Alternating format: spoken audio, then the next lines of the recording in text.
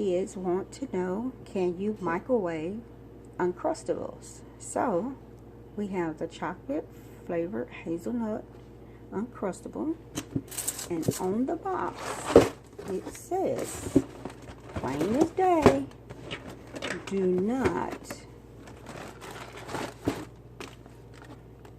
not microwave. Thaw and eat.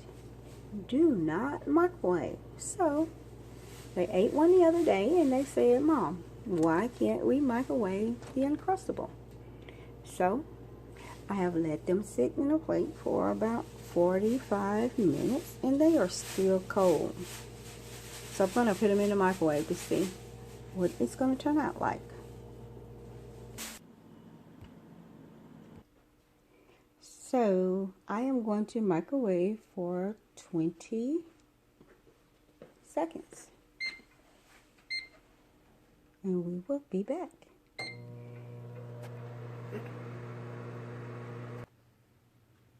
Okay, we've microwaved it for 20 seconds and it's still soft on. It's kind of warm under the bottom, but he's going to taste it and see what it tastes like. Okay, so what it tastes like? It tastes normal. So is it too hot? No, the chocolate's warm. The chocolate's warm? It's not too hot, huh? No, not really. Do it taste like it did when y'all just unthawed it? No, we didn't unthaw. We put it under the heater. Okay, so do it taste about the same? It didn't change the taste of it? Since it's warmer, it kind of tastes better. Okay. All right, well, there you go. So if you do a hazel chocolate kind, just warm it up for about 20 seconds after it's unthawed. It's called an Uncrustable. Okay, Uncrustable.